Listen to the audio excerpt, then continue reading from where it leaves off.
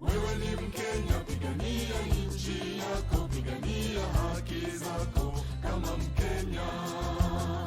Wewe ni Mkenya, pigania nchi yako, pigania haki zako kama Mkenya. Raia mwema ni wajibu wako, uongozi bora hiyo ni haki yako. Tusimame pamoja sisi raia wa Kenya, uraia wetu umikononi mwetu. Hello and welcome to Wanawake Nyanjani podcast. This is a show where we elevate women's perspectives as we delve into social, political and economic issues. And I'm your host, Cindy Kobey. I'm here with a very powerful lady. Her name is Cindy as well. Her name is Cindy Mwenda. Cindy, welcome. Thank you. Cindy Mwenda is a human resource professional who holds an MBA from JKUAT, has international human resources certification from Cornell University, and studied hotel management at the start of her professional career. She has over 25 years professional experience, having worked at the United Nations and the International Committee of the Red Cross for 20 years, and over 5 years in the hospitality industry at the managerial level. She has over 10 years. She has over 10 countries. She has worked in over 10 countries in East, all over Africa, Europe, and Asia. She is passionate about social justice, youth, and the environment, and is an advocate of women. She believes strongly in equality, human rights, and respect for all mankind, regardless of their beliefs, social standing, and gender. She stands firmly against violence, disrespect for rule of law, impunity, and injustice. She has put herself at the forefront to play a role in bettering Kenya by advocating for transparency, financial, and social accountability. And she is at the bedrock of good governance in Kenya. This podcast is a production of Crown Trust. Crown Trust means Community Advocacy and Awareness Trust, and it is a non-profit organization established with an aim to impact lives and transform communities by promoting citizens' awareness of their rights and responsibilities. And that is the reason why we have our podcast here, Wanawake Nyanjani. And this podcast has also been sponsored by Uraia.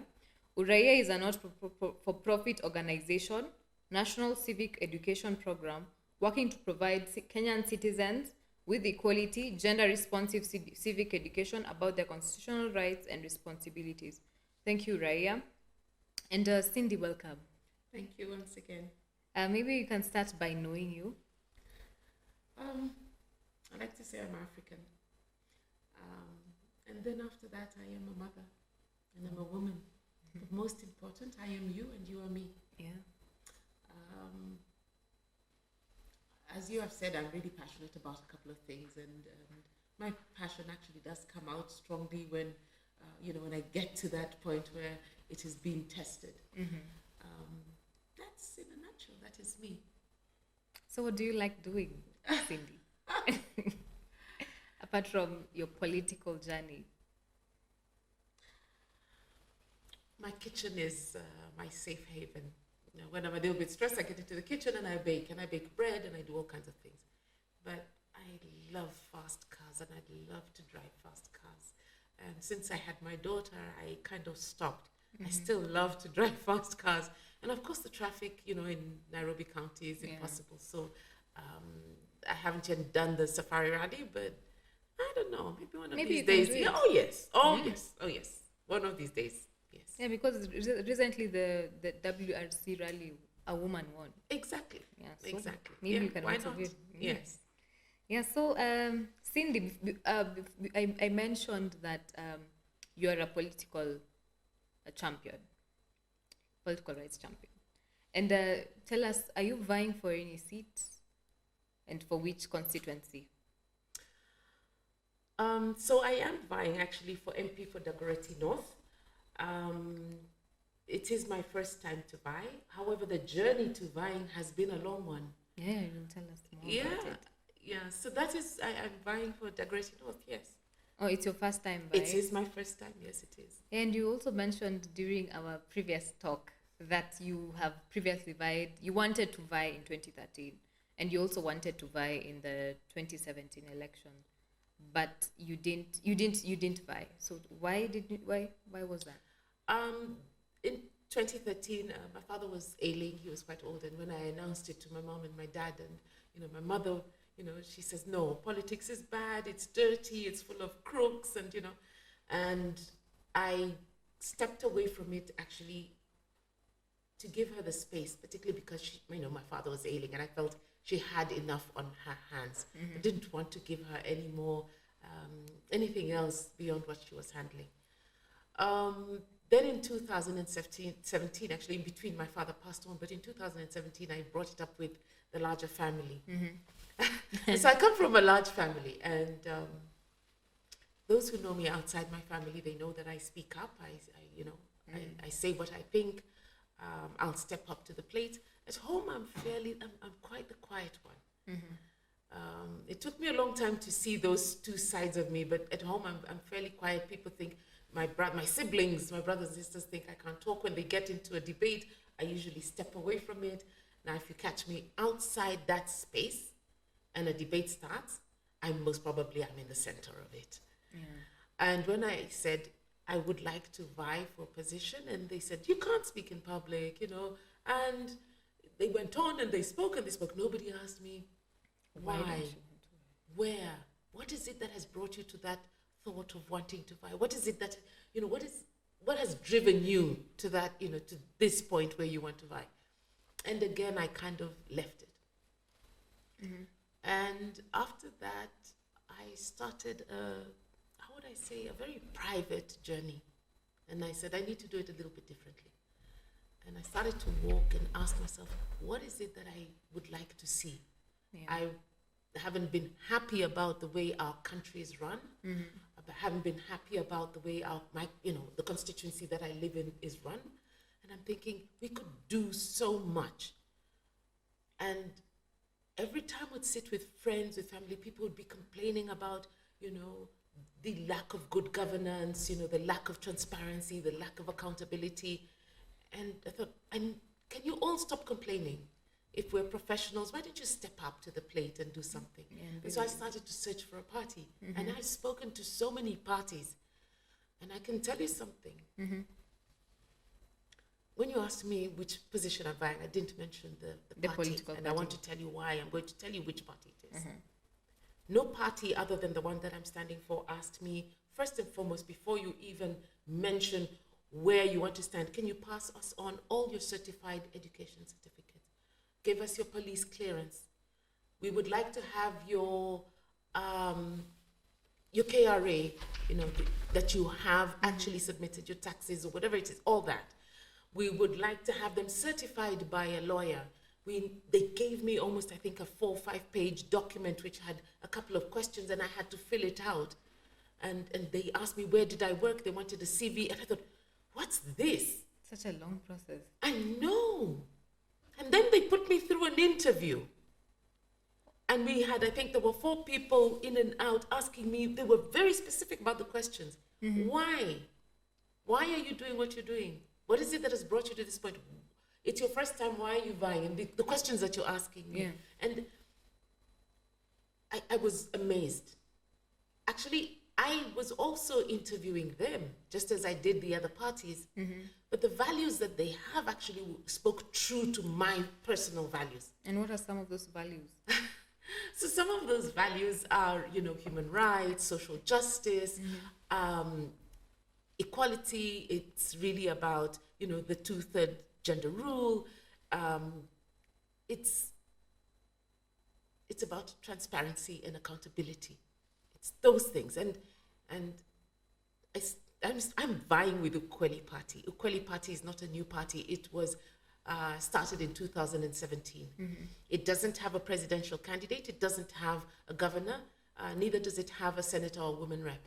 And the thinking behind it and the strategy behind Ukweli Party is to actually grow the party and not have a party that, very much what happens is, during the election cycle, you have, hundreds and, tens and tens of, parties registering. And then when the election period is over, they die. So you have you have parties that are only alive for the election cycle.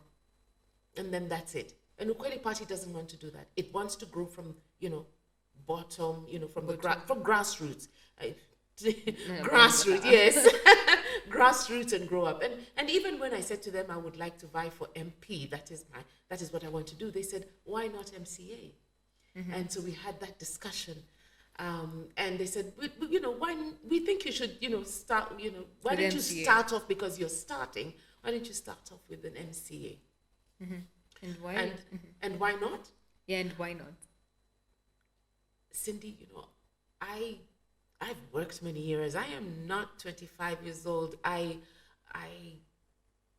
had very senior positions in the jobs that I've had, and I don't know why, but from the very first jobs that I ever had, I was really given jobs that were of leadership and in managerial levels. Positions. Yes, exactly.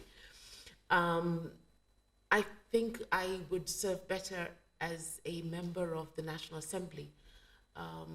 I have written policies, I've written staff rules and regulations, which the backdrop of those regulations are laws. I have a keen interest about legislation. I am very much about transparency. From a long time, I didn't know why. Somebody would come and say, can we see the salary scale? Yeah, sure, boom, give it to you. You want to see it? This is where you're placed, this is how we calculated it, and this is how we got here. And yes, you want to see it, it's not a problem. For me, I never really understood how does it help or not help someone, let's say a driver, to know what the finance manager is earning. Yeah. That's transparent. Exactly, it's really that. And being accountable to, we have made the right decision based on the policies that are there. It's as simple as that. And we've also respected the law of the land, whether it is Kenya, whether it is Tanzania, whether it is, in Switzerland, etc. And I've worked in all those countries. And I really made sure that the first thing that we must do is respect the law of the land, whichever land that is. Now, as I sit here, and as an aspirant, a candidate actually for MP Dagoretti North, my first thing that you will see, even on my flyers, even in my manifesto, it's very clear: to obey and abide by the law. Transparency comes after that, because if you read the law, it's very clear. Part of it says you need to be transparent, you need to be accountable. So everything else falls under that, and that is my first promise to all Kenyans. It is a promise also to the constituency of Dagoretti North. Yeah. Every single one of them. And anybody who is vying for any position needs to make that promise to everybody who is Kenyan. Not just the voter, but everybody, even those who choose not to vote. Because these are our employers. Yeah. People like to call me Mweshimiwa, and I do, yes, Mwajiri Mukuu. And I'm like, Mweshimiwa, yeah, because they are our employers, aren't they? Yeah, they are. They Yes, will vote exactly, for you. exactly. No, they pay us. Yeah, they pay you. The taxpayer. They The pay, taxpayer. exactly, that's the taxpayer. And you ask somebody who is in Gatina or in Kawangware, he says, someone looks at me, I am paying the MP who passes here with, and I said, yes, when you go to buy bread and that milk, you're paying taxes. Those taxes are the ones that actually run government. It's the one that buys that car, that V8. Yeah. And so when someone calls me Mweshimiwa, because I know that is in fact the culture, that if somebody steps up, then you already grant them that name, that title. And I'm fine with it. You also speak what it is that you wish. I always go back and say, yes, Mwajiri, because these are the employers. Yeah. Yeah. As you can see, there are so many challenges that you have faced through your journey, especially when you're beginning with your mother forcing you to take care of your father, your ailing father. And what are some of the challenges that women leaders are facing now? So let me make a correction. Actually, my mother was looking after my father. It's not that I was looking after him. So she was doing that. But it was the reason I didn't want to go against what she, her wish was, I didn't want to burden her with anything else other than just look after dad and it's fine. Yeah. And that was it. But the second part of your question, what did you ask? The challenges that women leaders are facing now, and especially you. Ukweli Party has 3 MPs that are vying, and I'm the only woman. And it's one of the few parties that have actually respected the gender parity rule of 2/3. But everybody else there is a man. Apart from 3 women. No. Mm-hmm. There are 3 MPs. Out of those 3 MPs, I'm the only lady. Oh, you're the only lady. Exactly. So they have respected the 2/3 rule. Mm-hmm. And then after that, there are MCAs. There are MCAs all over. And all of them are brilliant, vibrant men. Some of them fairly young, amazing people who have stepped up, passionate. I don't want to call them activists. I want to call them activists, actually. Yeah, activists. It's fine, but they're not activists. They strongly believe in something, and if that makes one an activist, then be it so. Because every single person, it doesn't matter who, feels strongly about one thing or another. And therefore, then we give that label of activist. And that label of activist is actually looked at by others in a negative manner. It's go, oh, you're an activist, you talk too much and you feel strongly about something. I think everybody should feel strongly about something. Yeah, everyone should. Exactly, one thing or the other. Okay. I think with all, the guys in the party standing, around me when we go for meetings, they take care of me like a little egg, Like a little egg, and I'm thinking, oh gosh, I could I can tell them? handle this. Yeah, I know. Could I can tell them the fights I had with my big brothers, and gave them life scars, for example. But I mean, and that's nice, and it always feels nice as a woman when men do take care of us, and I think it's a good thing. But I have met very tough. I've been in very tough spaces where I go onto the ground and I'm told, "What are you doing here? Go home and cook." Because you're a woman. Because I'm a woman. Or why are you vying anyway? There are other guys, there are other men. And somehow they consider some women men and other women not men. And I thought, wow, this is interesting. I recall going to Anniversary Towers to look for some information, actually IABC. Mm-hmm. And, I asked politely and, I was pushed around, go to this floor, come back to this floor, write a letter, and I stopped at that.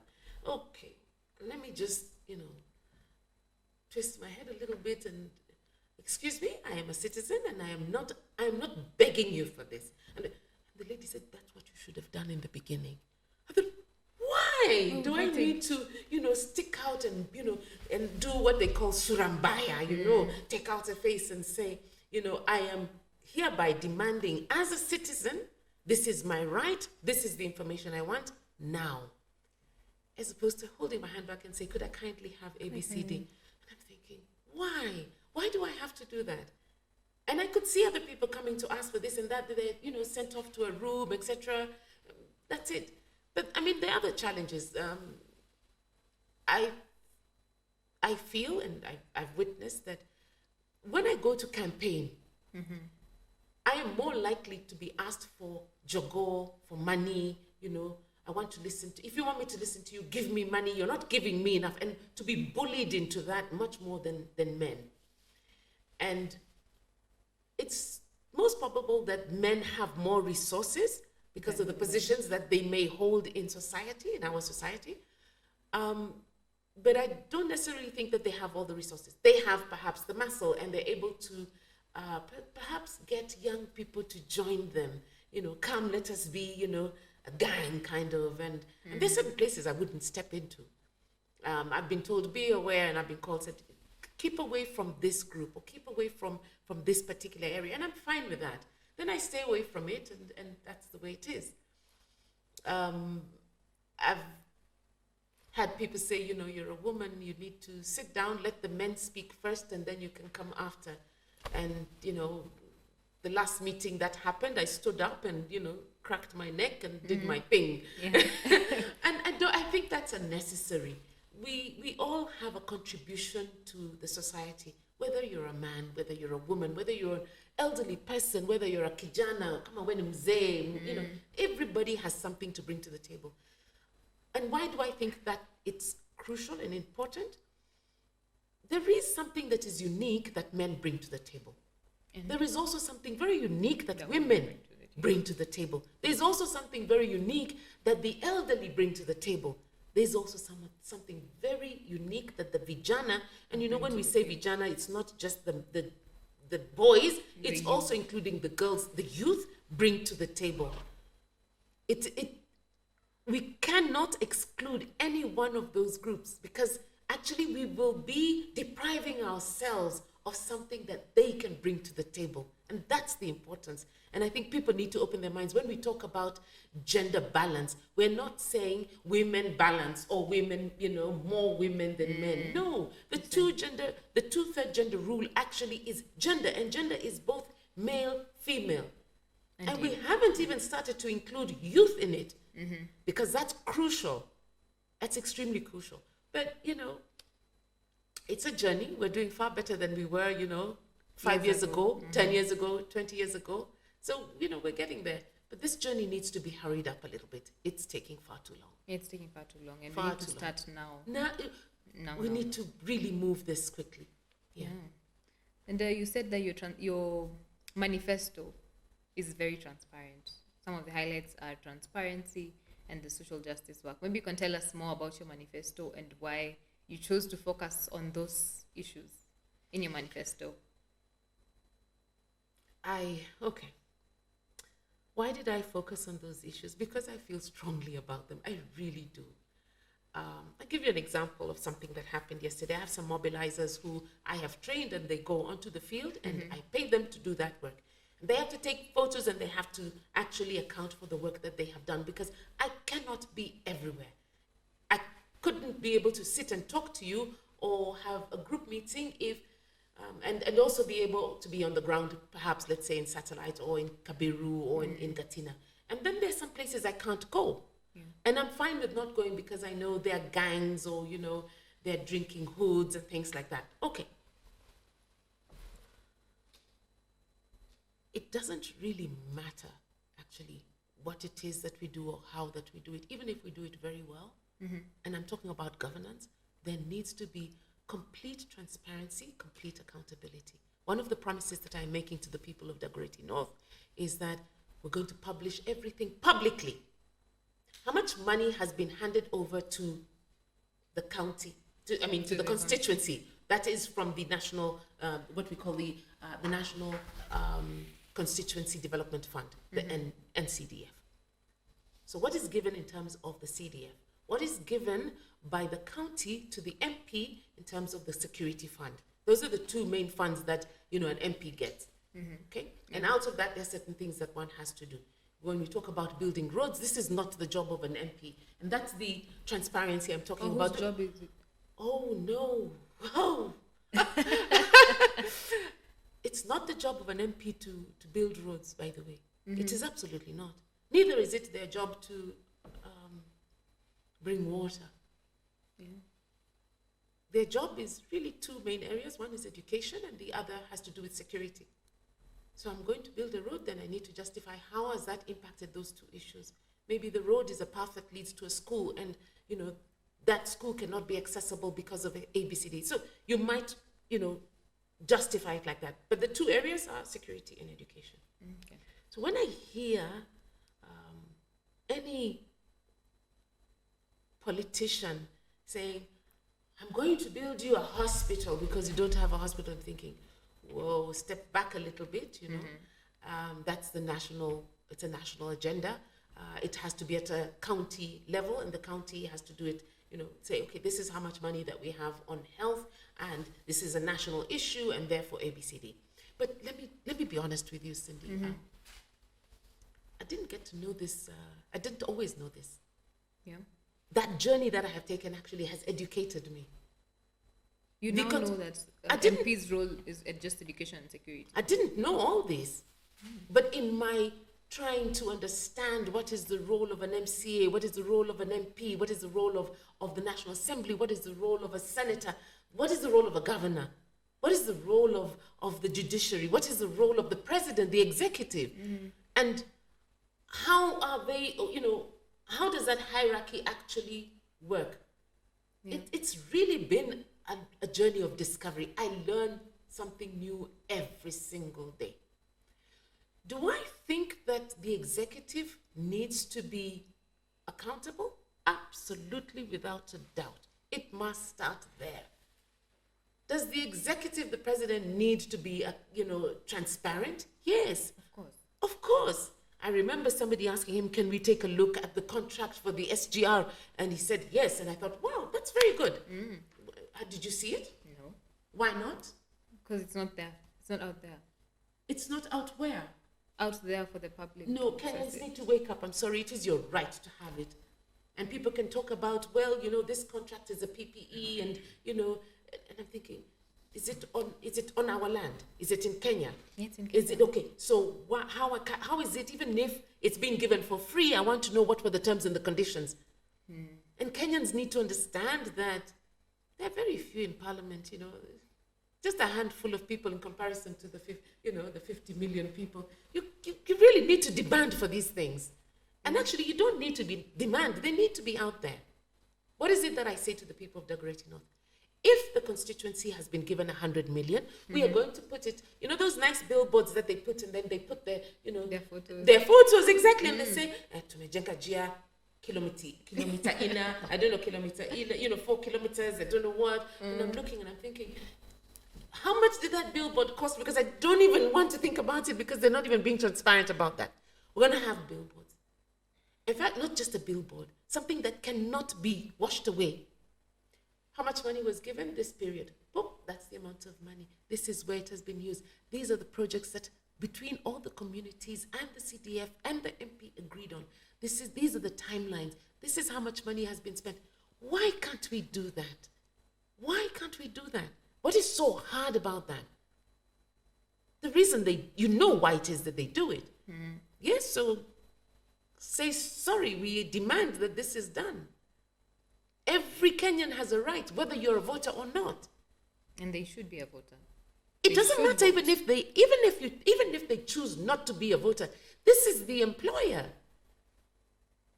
This is the employer. So what is it that you imagine that you've employed somebody and then they tell you, well, now I'm going to go and buy a new car. This car, I don't want to drive it anymore. You've employed him to drive your car. And then you go and buy another one. No, he has told you, we need to dump this car, we're buying another car. Come, let me show you where we're going to buy that car. And you're going to pay for it. Wake up. Hello? It can't happen. You can't come in. Let's say you are a general manager in a corporate company. Yeah. Okay? A CEO. You've hired people below you. They are below. They report to you. All right. The CEO walks in the morning and he finds them sitting there and today this is what we're going to do. The CEO goes, excuse me, I am the one who says what it is we're going to do. Yes, I've hired you. It is my responsibility, not yours. So how is it that the tables have turned? Or is it that Kenyans don't understand what their role is? I think Kenyans don't understand that they are the employers. Then wajiri wangu amkeni tafadhali. They should demand. Yes, they should. And they should wake up. Yeah. Yeah. And this Wajiri, they're mostly young people. Yes, Like there are very many young people. And actually there was a survey that was done and only 30% of the voters are young people. So meaning only the 70% are made up of the older generation are the ones who are going to decide this. They're going to employ you and other MPs or other MCAs who are vying for the seats. So what is the critical role of these young people, and do you nurture young people, and is it important for other leaders or other leaders who have been in power for 10 years to nurture these young people? I think it goes without saying. Again, let's go back and give the example of a CEO. And he knows his time is coming up. Perhaps he's going to, retire when he's 65, 70, etc. Don't you think he would have thought, okay, who is going to take on the mantle? Yeah. They do think about it. And the board is thinking, who would take over from this person when he leaves? If he leaves. He will leave at some point when he retires. But let's say the CEO decides to resign and go somewhere else, or just resign not because it's retirement. He's done his part. She's done her part, and she would like to just rest. Everybody should think about who is going to take over from Cindy Yeah. if Cindy gets up and leaves. It's really called succession planning. Now, I think every leader needs to have, a mentee, even two. I want to give you an example. Yeah. And I know it's not popular with a lot of people, but I don't walk the normal, I don't walk the white path. We have 14 candidates standing for MP for Decorating. And one of them is a young lady, 25 years old. She's called Leocadia. She's studied law. And 25, what I was doing at 25, I have so much admiration for her. She's young, she doesn't have much experience, but the fact that she even stepped up to the plate is enough. And I hold her hand. We have lunch every once in a while. I advise her on what she should do and what I think she shouldn't do. Sometimes she takes my advice, sometimes she doesn't. And I know that there is someone in her party who said, this is your competitor. You can't be talking to them. You can't be having lunch with them. And we're not talking politics, actually. We are talking other things. Take care of yourself when you do ABCD. You're a young lady. Be careful when you go to certain events. You need to dress in a particular way because, at least they say that you are asking for it. But she's an amazing young lady, and I think she has a wonderful, really future ahead of her.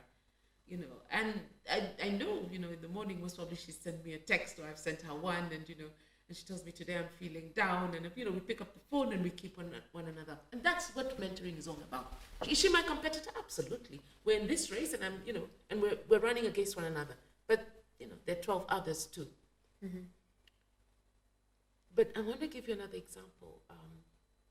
I had a consultancy firm when I stopped working full-time.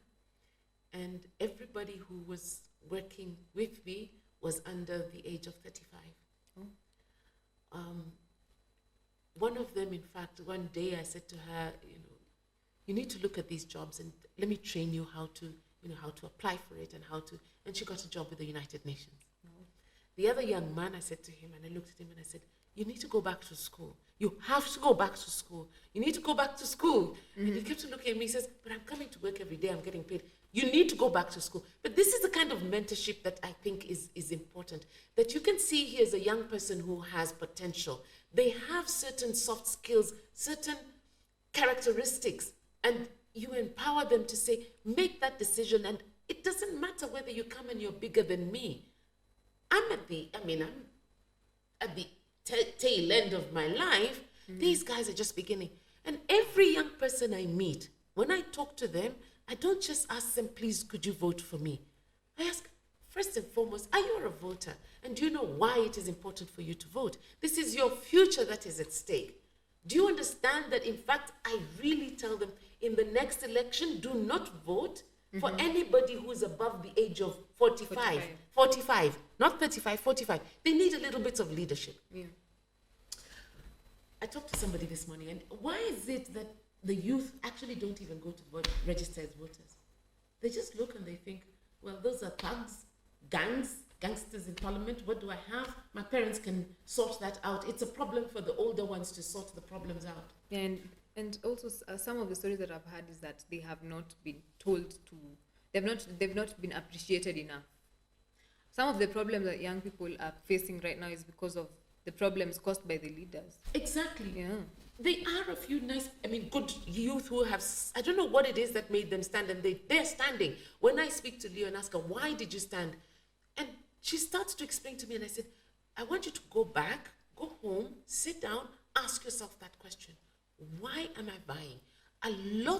A good number of them are vying to say, give you example, that guy doesn't have a degree, he's an MP, or he's a senator, or he's a governor, or that guy had nothing, he's come from nowhere, and all of a sudden he has 2 V8s, he's dressed in gold, and and he's got chains, and it's a party after party, and or it's all of a sudden, wow, they've got a helicopter. That's the person I want to be. That's what they see, and they think that is leadership. They don't look beyond where did that come from and ask themselves, is that right? How did one politician be able to get to that point and not the other? And be able to make really a judgment. No, the youth actually are on a hype, everything is fast, it's moving, social media, everything. One day they're going to wake up and realize, oh my gosh, it's all gone and we're too late. And every young person I meet, every single young person, my daughter included, I challenge. This is your life, it is your future. That do you know that at your age, people were fighting for independence? That at your age, we had ministers who were your age. Yeah. And they're like, no. I say, yes, let's go back to the history books and let's ask, okay, pick a minister, any. How old were they? 27, 28. Few of them were in their 30s. Why is that? They're patriotic. Is Back it really then. about patriotism? I think their fathers knew that the young people are the ones who needed to lead the path. I'm not so sure it was about patriotism. It was not about being patriotic. It's not that. Because they had fathers and mothers who could have done that. But the young people are the ones who go out and look for food. They're the ones who go out and hunt. If you look back, what was our culture? And they're the ones who needed to lead. They are their own future leaders. Actually, this particular crop of youth are going to find themselves being led by the ones who are younger than them. Yeah, true. That's what's going to happen. And they need to open their eyes. And I really challenge every single youth in this country. Stand up.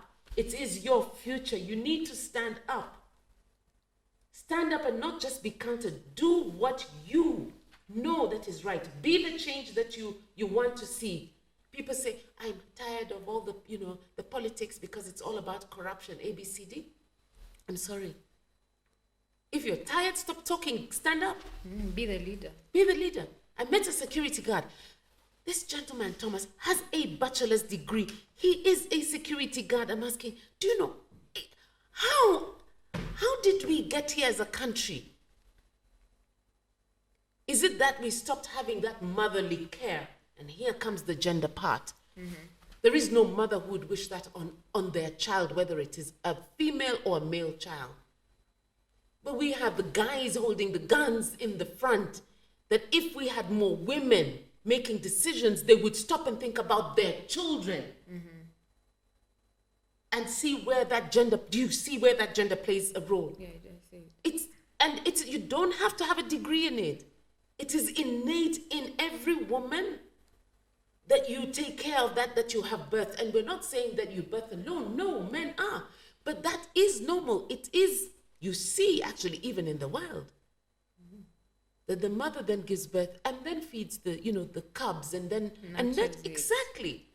Why do we think that us human beings who've been blessed with brains which we are not using are doing things that don't make any sense?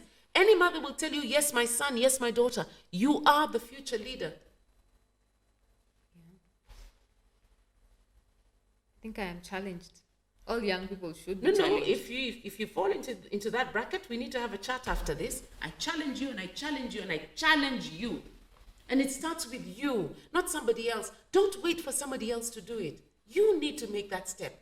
That thought that goes through your mind, don't just push it behind. Step up. And stop complaining. Oh, please don't Or complain to me stereotyping. anymore. People need to stop complaining. If you don't like what you see, be that change that you want to see. Step up. You don't like it? Then people said, in fact, let's get to this subject. And it's a very touchy one.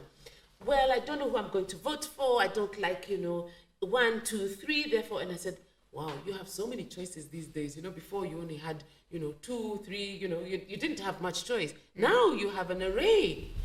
If you don't like A, get it there and vote A out. If you don't like B, get it there and vote it out. The only way you're going to vote it out is by voting somebody else in. Yes, that's simple. See beyond the rhetoric, the deception that you hear. You can actually hear someone telling you something, standing in front of public, whether it is news, and you know what they're telling you is a lie. Open your eyes and your ears and your heart. Don't wait for me to tell you, well, you need to vote this way or that way. Well, which way? Or the best question was which party, they asked me, which party is supporting which presidential candidate? And I thought, the party doesn't have a vote. The person who's asking me, this is someone who is older than I am, is experienced, is educated. How would you ask me such a question? God forbid, honestly. Yeah. Why would you ask such a, your party is voting for who? The party doesn't have a vote. And even if they support whoever they want to support, when I get there, ni mimi, kalamu, karatasi, debe na Mungu wangu. Finished. Kura yako, siri yako. Yeah. No, it doesn't even have to be a secret. They're going to know it's not going to be a secret. I will have voted. Yeah. And they will count it. So, we should all vote. You must vote. It's very important to vote. Are you confused? Get in there and get unconfused and vote the other way. And they also need to look at their manifestos. So you can decide instead of being confused. You're like, should I choose for Azimio? Should I choose for the other candidate? I think manifestos are overrated. Are they? Yes. We don't hold people accountable to those manifestos.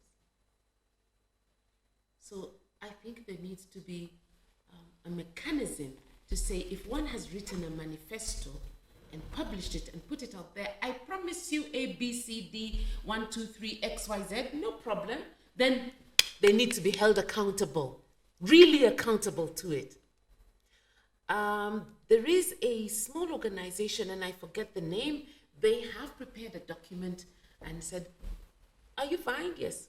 Read it and sign it. And it says, I promise to actually live up to my manifesto and, to be transparent and not to do business with government and when I got this document, I read it and I said, I have just a small question. Could you rephrase? It was a statement actually about projects, and we had a discussion, and I said, I'll sign it in a heartbeat. And then I asked them, it was yesterday, please tell me, how many vying candidates have signed it? And 6. what?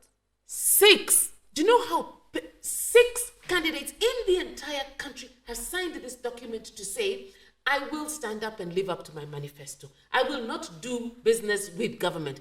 I will follow the law and the constitution. They are so simple. Those things are so simple. I will be transparent and accountable. I accept to be evaluated and to have KPIs, so key performance indicators, and every quarter there will be an evaluation. How can that be so difficult for anybody who puts themselves on the mantle to say, I want to lead you in whatever position in terms of governance? How is that difficult? Every MCA needs to do it. Every MP needs to do it. Every women rep needs to do it. Every senator needs to do it. Every governor needs to do it. And the president and his deputy need to do it. Yeah. If you're not going to do it, then all Kenyans need to understand that they are being lied to. Those manifestos, where did the last ones go to? The last ones they made in the last cycle. Agenda. Right, and the one before, and the one before that. Well, I still don't understand how we are here talking about this. I still don't understand how Kenya is here talking about this. Simple things. I remember Kibaki saying, free education. I thought, wow. So when Mary comes to me to say, Mama, sina pesa, tafadhali unaweza kunisaidia. But your son is in primary. Why are you coming to ask me for money? It's free. I must buy books. I must buy pens. I must buy rulers. I must buy this. The uniform I must buy. In fact, they tell you where to buy it from. And some of it, you buy it from the school. And I'm thinking, how did we get here? So in actual fact, they're paying more school fees. They're paying more school expenses than they paid previously. Compared to the school fees. Correct. So is that really free education? Well, don't you think we need to ask those so-called leaders of ours that question? Don't you think that it's time for Kenyans to step up and ask, what do you mean by free education? What exactly is it that you mean? And let's not even talk about the promises that have been made in terms of education. Let's just look at where we are now and say, this is the education that you have promised us, primary school education free, no problem. Let's just interrogate it. Don't go further than that. Let's interrogate this one and sort it out before we add more onto the table. More promises. Like the housing. There will be affordable housing. Is there affordable housing? No. You know, this is I would like to know the people who have bought those apartments. And whether the first people who were made offers to are people who are coming from low income, communities. Somebody who has come and said, I can buy 30 of them, no problem. How many? I'll pay you cash. Or they go and get a loan and then, and they manage the loan somehow. And then they have the sister, the brother, the hood, everybody, including the house help, everybody to do what? To be owners, so that it's not just me, Cindy, Katile Mwendwa, who owns, the 30 units, but they all own that, they all own that building. How has it helped the person who's living in Kibra, or in Kangemi, or in Kawangware? Yeah. How? Hasn't. Low income. What low income? Which low income? Who lives there? Yeah. Those are some of the questions you should ask these leaders. Those are the questions we as Kenyans need to ask. And then we need to hold them accountable. But you have a weak parliament. You ask me why it is I'm standing for MP. You have a weak parliament. They're the ones who actually do what they actually carry out oversight. They review project proposals. So if you have a weak National Assembly, then nothing. Can I tell you something? Yeah. No, let me ask you something. What are the qualifications for a member of National Assembly, what we like to call an MP? What are the qualifications? It should be above 18, of sound mind. Okay, forget about all those ones. Let's come to the hard stuff. The hard stuff. Should have a degree. Okay. A degree. And that's it. Do you know that law was, they scraped off that law? If you want to be a senator, a women rep, an MP, an MCA, there's only 3 things that you need to qualify, and they haven't even quantified it. 1, English, Kiswahili, or sign language. That's all. That's all. Yes, and then you ask yourself, how come we are 14 people? That's the only qualification. Yes. That law was scraped off. It started in 2012. And I find it very strange that many Kenyans don't know that. And in 2022, this year, in the beginning of this year, they passed it in Parliament. But then let's take a look who are passing it. MPs. Who have what degrees? Those fake ones? Yeah. We keep talking about, some, he didn't even go to primary school, or he didn't did this, and he did. They're the ones who passed it. And it is in their interest. Or those who are in those parties who have those people who have those fake degrees or whatever it is, or fake, they don't even have secondary school, certification. And those are the people who are going to pass laws for you, Kenyans. These are the people who are going to do oversight in terms of reviewing. These are the people who are going to sit on financial committees. These are the people who are actually going to be able, they're the only ones, by the way, who have power to do what? To impeach the president. Yeah. So what are you going to do with somebody? And I have no disrespect to people who perhaps were not able to go to school. Perhaps it's because, for whatever reason, was it mental health? Was it financial? It could be all those things. I have a lot of respect for them because it's fine. They could always go to school when they're a little bit older, when things are a little bit better. But how is it that we expect that good laws are going to be passed by people who don't have any level of education? And somebody said to me, well, Bill Gates, didn't finish university. I said, yeah, really? But he dropped out. He did. Of Harvard. Ask everybody who works for him what is the minimum education level that he's asking for. Yeah. Nobody goes to work for Microsoft without even the first degree, at the very least. At the very least.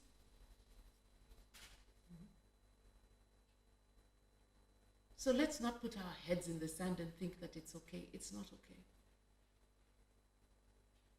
We need to have a very strong National Assembly, extremely strong. And we hope that you build this strong And I National hope so. Assembly and be part of it. Yes, I hope so. Because the future of Kenya is in the hands of the National Assembly. It is. It absolutely is. It is. It's not even about the governor anymore. Or the Senate. No, really, it is. And hence, therefore, why I wanted to vie for MP and not for MCA. What is the gap in the expenditure gap, especially for women? Do they spend more during campaigns? And tell us more about this. It's very rare, for example, to find women in drinking dens or, buying all kinds of things for the young youth to, scream their names, shout their names, put their posters on their bikes or, in front of their houses. It's not often. And I think it's cheaper for men because they're able to venture into kind of those dens. Mm-hmm. Not all men, but that's possible. I think it's more difficult for women because when someone, the mobilizers who I have, I've trained them, we've had a chat, we talk. And I can tell you that they're young people, Mm-hmm. Youth, both men, women. They're also, ladies who are elderly. There are also some, men who are, beyond. They're not youth. And I can tell you, every single one of them is thinking, how can I con this one? Yeah, I need to charge her more. She's royal. Tuseme tu kweli. She's a woman. She's a woman. Anajua masilaha zetu, anaelewa, mama anaelewa. Nikisema kuna chakula au mtoto mgonjwa, you don't hear them asking men those questions. Mm-hmm. They don't go and say to the men, my child is sick. Please, can you give me a little money to go and no. They'll go to them and say, my son was killed. My son is in prison. Yes, or he has been put in jail because he was caught yesterday. Or my daughter has been caught by the police because of ABCD. Those hardcore things, so to speak.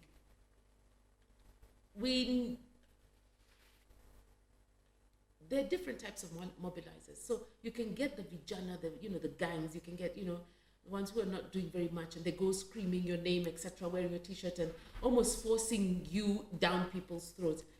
And we have really, proper mobilizers who will actually go and say, this is Cindy, this is what she's about. She has worked here for so long.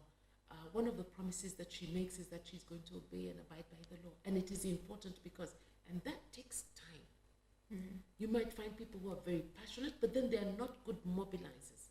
And therefore you need to be able to weigh and say, how do I keep this person on and not antagonize them, but perhaps give them a different role? And that takes time. And I don't find guys doing that, men doing that. Mm-hmm. I find a lot of women doing that. You have women also who pay, but they're few and far between.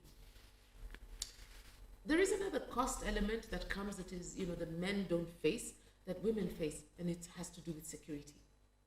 A man could walk into, Kawangware, stage 2, and it's okay. And this is, the hot places, hot spots of, Dagoretti North, or go to Sego, for example, which is not far away from Integrity. Mm-hmm. It's not a hot spot, in fact, but still, when a woman walks in, it's, either you're selling yourself or you're selling food, but just to go in there, I would be marked like, I would stand out like a, sore thumb. I cannot be able to get into stage 2 in Kawangware without 3-4 thug-looking, t-shirt welding, muscle pulling guys who are surambaya.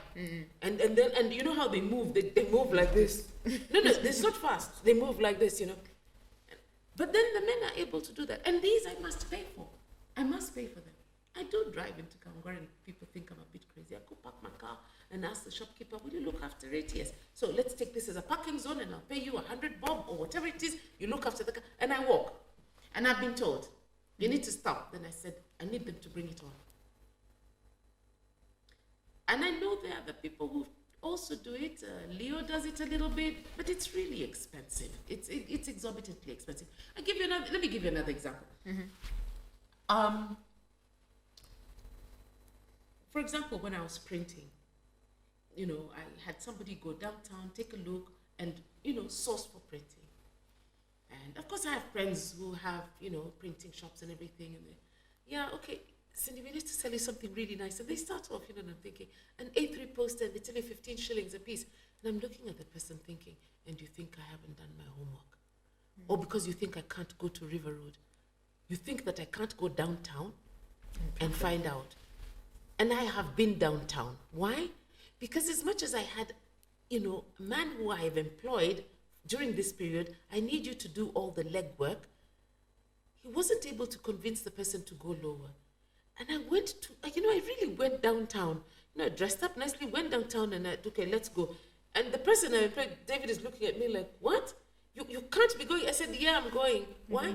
I need every single cent that I have. I need to also account for it. I don't have money to throw down. I am not going to bribe people. And I tell people, I'm not bribing you. You want me to give you jogo? I say, funga yo mshipi siku mbili miezi mbili to work with me for 5 years. What do you want? 2 months or 5 years? What do you want? 5 years. Choose, yes. And it's not an easy sell. What do men do? They go, they buy the alcohol and they give the kids and then that's it, the vaginas and that's it. They're happy. Exactly. But I went downtown and I can tell you, so I sat down with the printer and I said to him, so how much? He's looking at me thinking, how much would I charge you? So he told me and I'm like, really? Yeah. So I need 5,000. My usual, negotiating. And then he tells me the price. You're not going to reduce it. Okay, 10,000. And then he goes, and then I say, what about 20,000? And he keeps reducing it because I'm telling him, and what about 15,000? By the time we got to where I wanted, he looked at me and told me, how did we get here? But if I didn't have the guts to stand up and say, I'm going down to River Road. You would have just sent someone. I had already sent somebody. When he brought the price, I looked and I thought, no, we can do better than this. And we did do better than that. But how many women are able to do that? Not many. They're surrounded perhaps by people who will say, we're going to run this for you. Hold you like an egg. And don't worry about how much we're paying.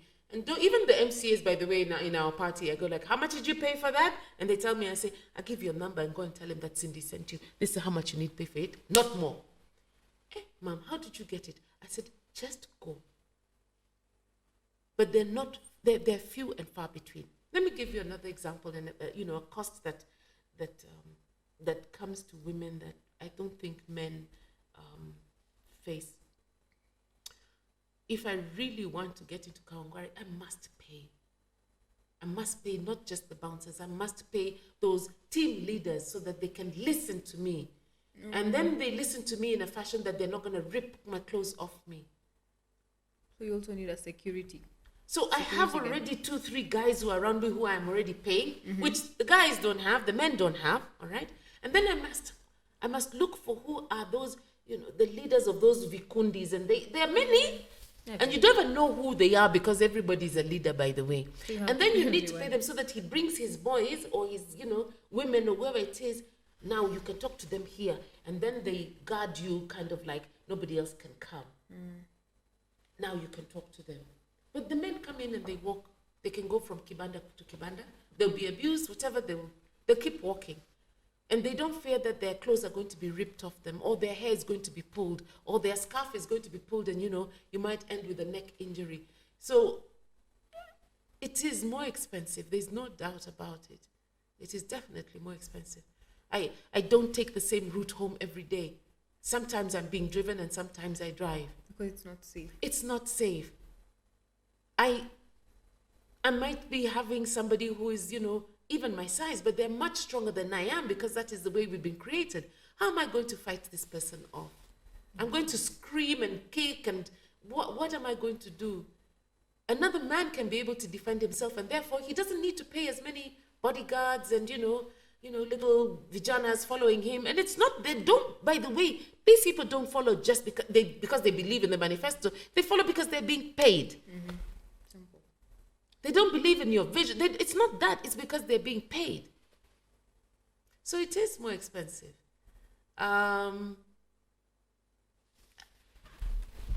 We had a meeting, actually. One of the churches not far away from where I live asked all aspirants to come, have a discussion, breakfast, and and they would pray for us, and they would perhaps share even their ideas and etc. And we were maybe 15, and we were, I think, 2 or 3 women only, 2 women actually. And at some point the question was asked, what is your budget, or what have you spent so far? And it was a complete circle, and I was actually sitting towards the end, and you see an MCA standing, nimetumia 2.5 million. And I'm thinking, okay. Then somebody spoke, I did this and I have sold my mother's piece of land. I've done this and I have the colossal amount of money. And I'm thinking, there's something wrong with me. There's something wrong with me. How come I'm not using that kind of money? I'm not doing it right. And I was very clear about what it is I wanted to do and what I didn't want to do. And I'm not going to spill money. This thing of giving money out, and Kenyans need to understand, every politician who gives you money, vote for me, and they're just giving you the money, it's not that you're working to do something. Understand that when they get into parliament, the first thing they're going to do is return that money where it came from. Whether it was from their savings, whether it was from their mother's plot, whether they got a loan, whatever it is. And what happens is, they're going to get in, they're going to pick that money, return it where it came from, and as they do that, everybody is watching, everybody is looking, nobody's asking a question. It's as easy as that. Fine. And it keeps going. And nobody ever asks. Even the Kenyans don't ask. And it keeps going. And then we ask ourselves, but so-and-so is an honest person. How did they become a thief? Because none of you stopped first to think, why did he need to steal? He needed to replace the amount of money that he paid, so-called paid for your vote. Okay? That's the first thing. Secondly, we don't hold them accountable. It's as simple as that. Where did you amount this wealth? How much is your salary? That audit that has always been talked about, what is it called? A lifestyle audit. It was talked about, it's still being talked about. Is it still being talked about? No. President Uhuru, what happened? What happened? It was a very nice thing that he said. But because he was the lead and he didn't pick up that mantle to say, I am saying it, I am doing it, and I expect every one of you to do it, then it would have happened. But he didn't do that. That's not, a leader really should lead, and lead in everything. One, in behavior, in the things that they should set a good example. And they should actually, what it is that comes out of their mouth that they expect people to do, they must be willing to do it too. So if he said, well, lifestyle audit, then he should have said, I put myself on the plate first and foremost because I will do what I expect you to do. And as a leader, I shouldn't ask you to do something that I will not do. Any good leader will not do that. Am I saying he's a bad leader? No, he's a leader chosen by the people. Yeah, what he should have done is put all his information out there for us to audit. Doesn't even need As to a audit. report. What audit? It was really a lifestyle audit. This is how much money I get. We know the salary. These are the perks that I get. These are the benefits. And this is what I have in my 10, 3, 4, 5, 6, 7, 8, 9, 10 bank accounts. These are the accounts I hold. This one is in Kenya. The other one is in here, wherever it is. That's it. Yeah. So why don't we do that?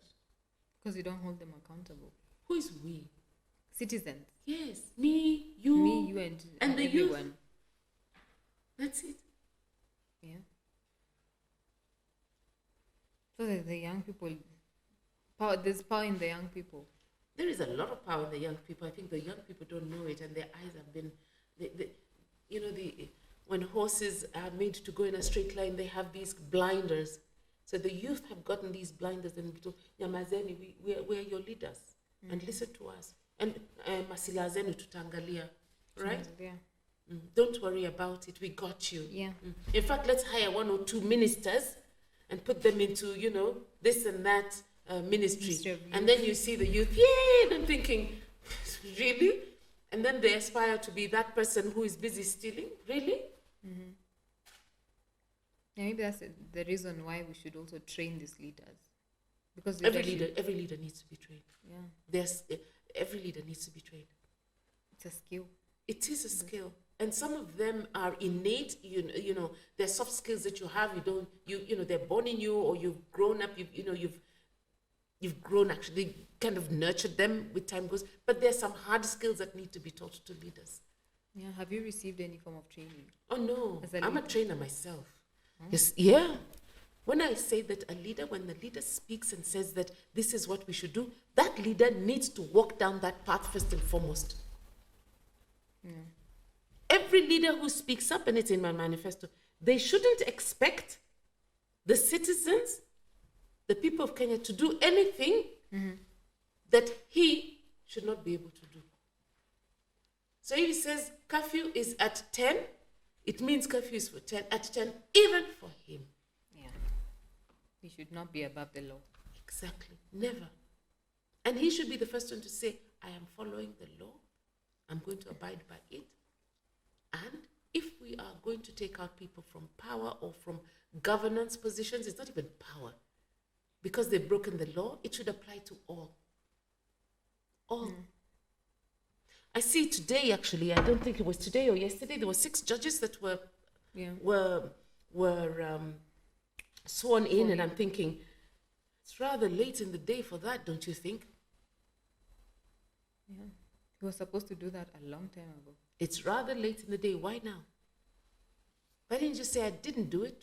Well, doesn't matter. Can wait until after elections. Whoever is, takes over can appoint whoever. Because then you start to ask yourself, well, how did we get here? Why would he be doing such a thing? If for years he hasn't done it, why now? Yeah. Why now? Don't Kenyans ask questions? Why? And it's only 20 days or less to the He elections. said 3 weeks a few days ago, and I'm thinking, yeah, okay. They're putting the exit plan together. You can cut this off from what it is we're talking about. Least I've been carried off to somewhere. Not that I really care, actually. You won't. No. So, as we wrap up this very interesting discussion on her leadership journey and her leadership in politics specifically, maybe you can tell us what you're looking forward to as we head to the elections. To the election and also after the election. I think there are a couple of things. I want to start with, I think, one that is very important. It's the institution that is called IEBC. They really need to get their act together. They had 5 years since the last elections, and they cannot be tweaking things at this last moment. Yeah. And they had, in fact, time to practice. Every time, we had an MP out of, or a senator, or somebody was, out of government, or, a by-election needed to be run, they had time actually to prepare. And that's the truth of the matter. Yeah. And they had the finances to do it. To start doing it now at the 11th, in fact, the 12th hour, I'm sorry, then they dropped the ball 4 years ago. Okay. When we started, there's something I said, I am you and you are me. Yeah. But you come from a totally different community than I do. Your tribe, in fact, has very little resemblance. But, we're fair-skinned, so to speak. We're not dark-skinned, maybe like, the other. But people could actually confuse us for sisters. And but we are sisters. We are Kenyans. We are. We're not just Kenyans. We're Africans. Why would I fight you because I am supporting brown and you are supporting indigo? purple. Why? Go vote and get home. Why do we fight when the person who I'm supporting has lost and yours has won? There has to be a winner and a loser. There has to be.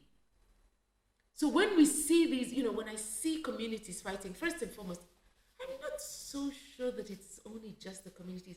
A good part of it is instigation from, leaders. Mm-hmm. But those leaders, and this is where I say Kenyans need to wake up. Those leaders have got bodyguards and they're in their homes. You can't even knock on the gate, let alone enter the gate. When you are fighting one another in the village, on the street, in Kawangware, burning one another's businesses, understand that the person you're fighting for or against is nowhere near you. Why would you do that? Does it really make sense? Why would I burn your kiosk? Why? Because why? And this is the thing. After 2007, actually, the post-election violence, we started to use our English names. Mm-hmm. We stopped saying, my name is Cindy Katile Mwendwa. We stopped saying, my name is Kamau. Or the other one was called, Kipnyatij. Or Chepchumba. Or my name is... No, everybody started... In fact, the only people who didn't were the Mswahilis who kept their Swahili names, right? Yeah. My name is Salim, it's Salim. But even I know some. Juma is called Juma Andrew. And I said, what do you mean you're called Juma Andrew? Just out of curiosity. And he started to explain and said, it's okay, you don't need to explain. Because I could see he was trying so hard to explain how it is that he has this name Andrew.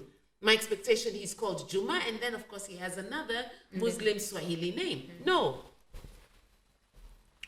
So you've opted to call yourself Joseph, Jane, Andrew, Cindy, etc. Truth of the matter is, I never ever used my middle name. My grandmother called me by my English name, City. And I thought, oh God, there she calls me.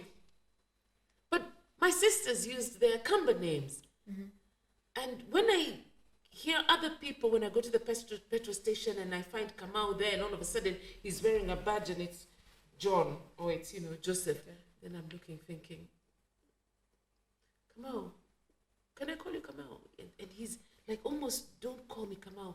Ask him, Joseph. Why? Or Joseph, why? And he's at pains to explain.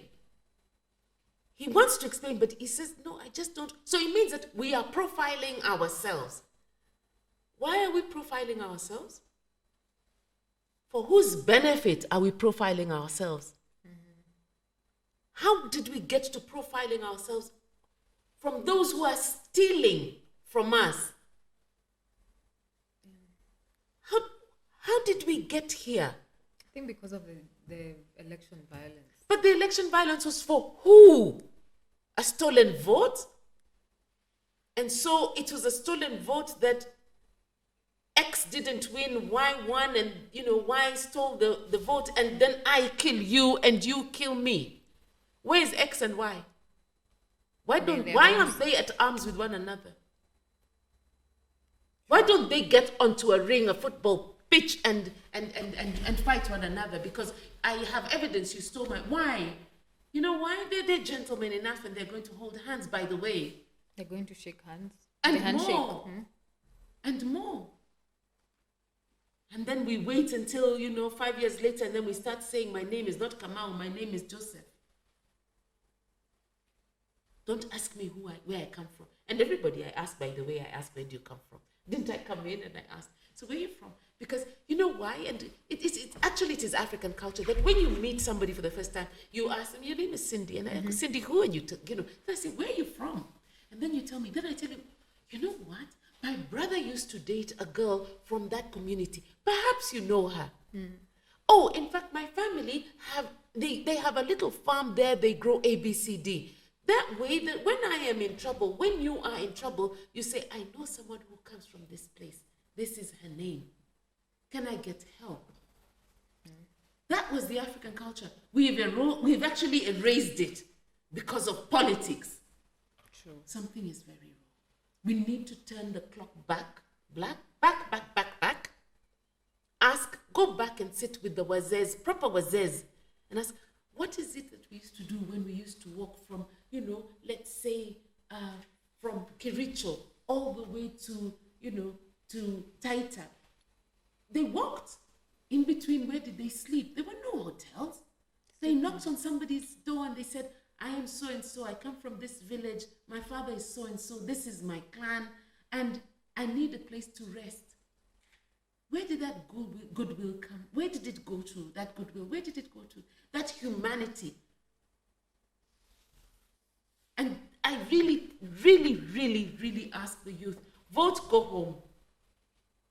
I tell all community leaders, vote and go home. Yeah. And these politicians, people who are campaigning, please, you need to tell those who are supporting you to say, do not fight. There is absolutely no need. It doesn't matter which way it goes. It is not life and death. It's not. It isn't. I tell people, I could win, I could lose. I'm not going to die from it. And I'm going to run this race hard. Is it my intention to win? Yes. Why? Because I want to get in to make a change. That's the truth of the matter. Could I lose? Yes. Am I going to that? No. Do I have loads of money? No. I showed somebody a budget of 4 million. I didn't even have the 4 million. I mean, I just said 4 million and no, God knows where it's coming from. When I hear an MCA telling me 2.5 million, I just barely, MCA. Where at the end of it, I barely spent that amount. They go and join big parties, so I discovered. And the big parties, you have a kingpin over here. And between the kingpin and you at the graph, at that level, you have gatekeepers. And everywhere he goes, let me tell you, it has become a gangster country. For every level he goes, he must pay. He must pay. So that I can get closer to the kingpin, see him, so that I can be anointed by the kingpin and told, yes, you can go and vie for MCA. God bless. Ukweli Party, actually, they said, we understand the economic hardship that we're all going through. Mm-hmm. We're taking care of the first thing, 50% of your nomination fee, the fee that you pay to a party. Oh, really? We were all great. The day they gave us, the nomination certificate from Ukweli Party, they said, and the other 50% has been waived off.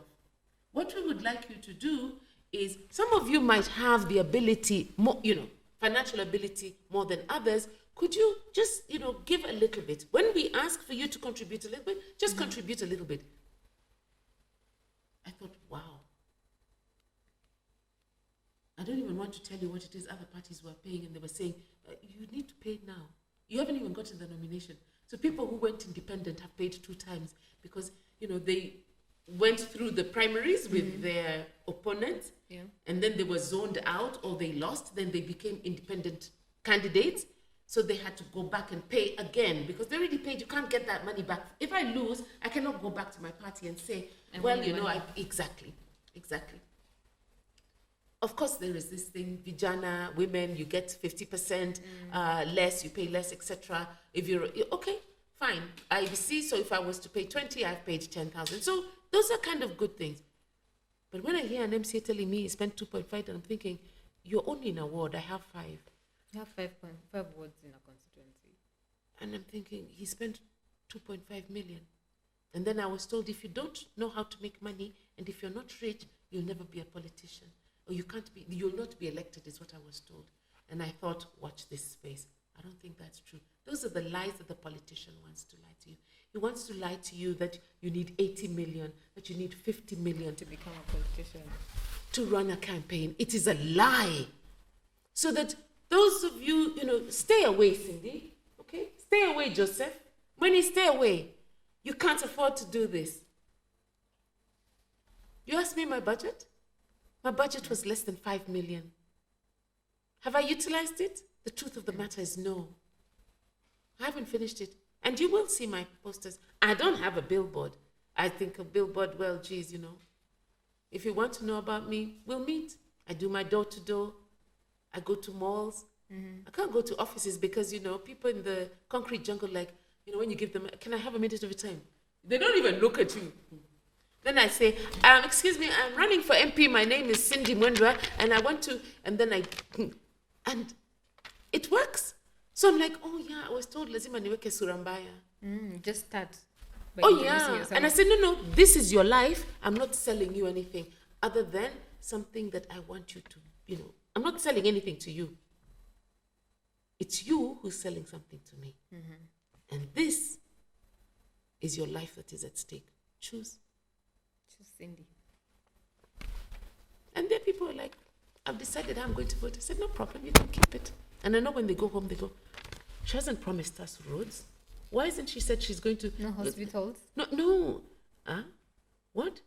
And then I hope that they read it. And the person who drops it, oh, it's so nice. The universe is a very great thing. You give somebody, they look at you, they drop it, and guess what? Somebody's going to come, walk, look at it. Free advertisement. Free advertisement. Perfect. And I go ahead. Drop it. I hired people to put up posters and they didn't put many and they dropped them on the street. I said, no problem. Free advertisement. Right. Yeah. I urge you, young people, you don't need 80 million. Don't be cheated. You can run a sane campaign. It's hard work. You have to get friends, near you. People offer you things which don't materialize. But imagine you can do it. It can be done. Yesterday, we raised a little bit of money which is going to pay for the polling agents. I need 243. My question to Kenyans. Yes, that's the number of polling stations. My question to Kenyans is, I've heard no Kenyans of goodwill. You can just do the work. Adopt a station. Where do you vote? Wherever it is you vote, okay? And say, I'm going to cook food. I'm going to actually go to a party and say, all right, this is what I'm going to do. This is, I'm going to do it. I'm going to be an agent. And I'm going to be an agent not just for Cindy. I'm going to be an agent for the Kenyan voter.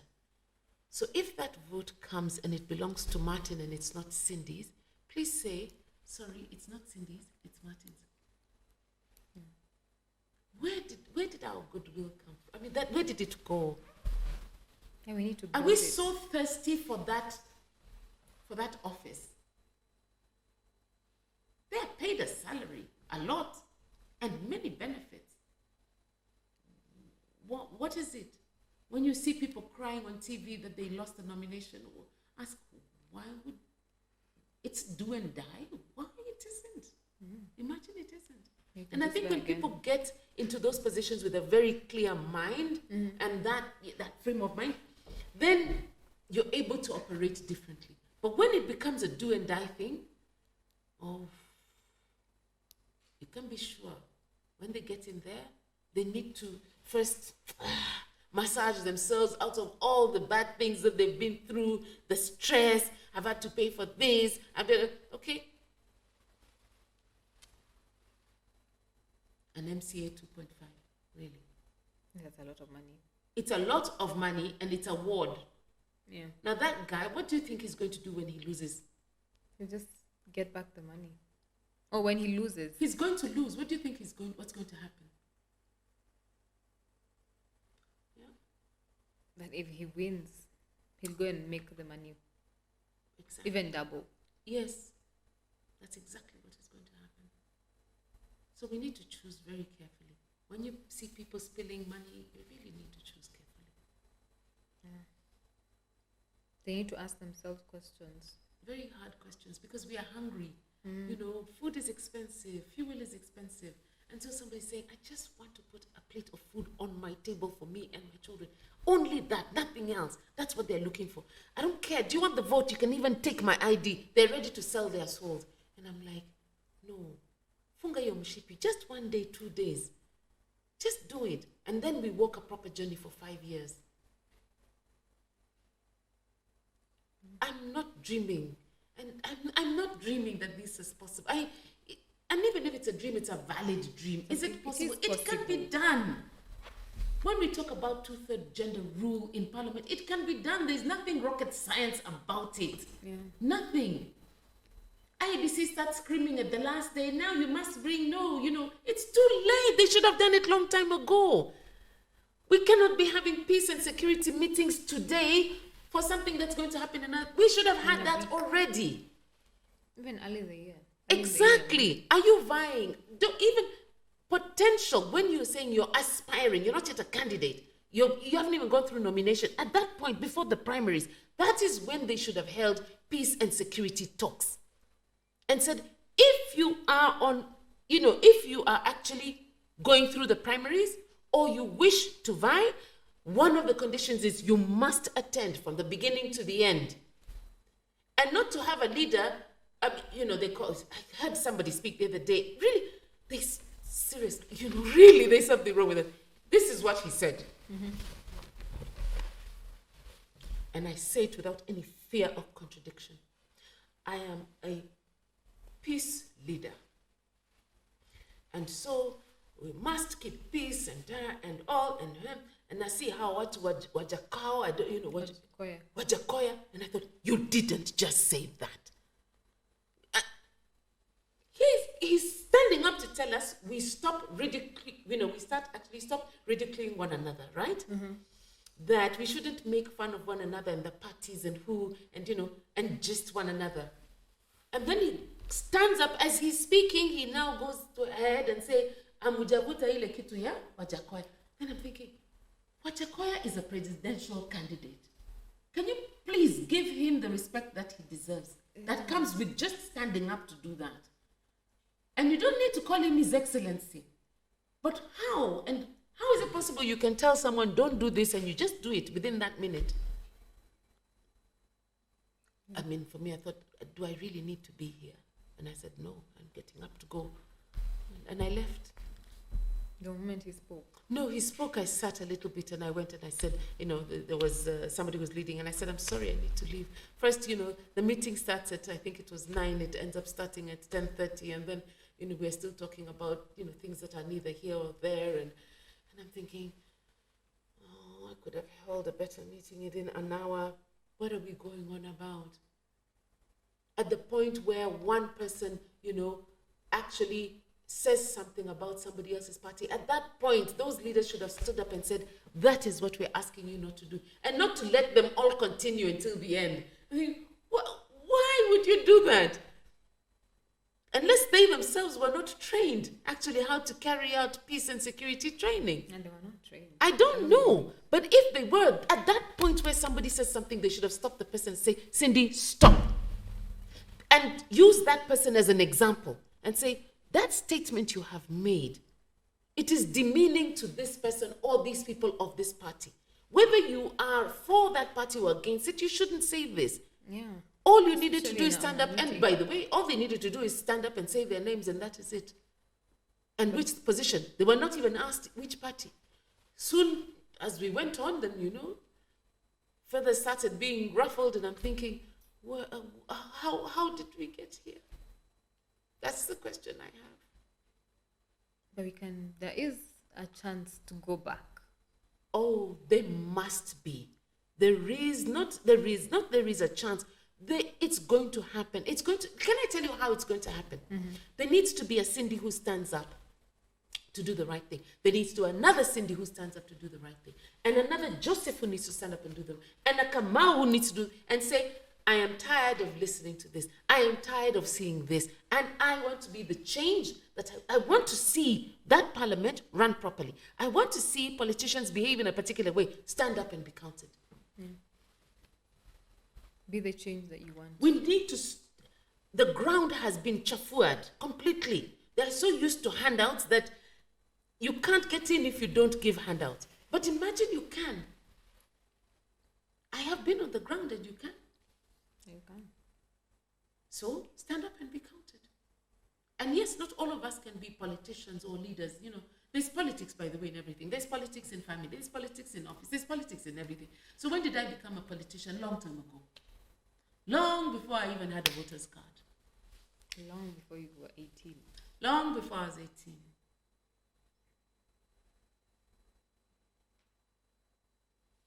Yeah. So I hope the listeners are listening. I hope they have so heard too. what Cindy has said.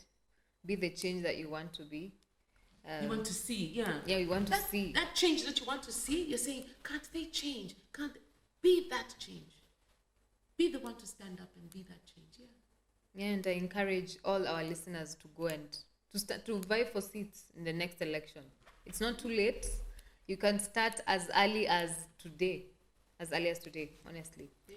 So that is the end of our second episode of the Wanawake Nyanjani podcast. And thank you so much, Cindy, for your presence and being our second guest. And that is it for today. Until next time, I was your host, Cindy Kobe. Usawa, utangamano, na amani kila siku. Thank you.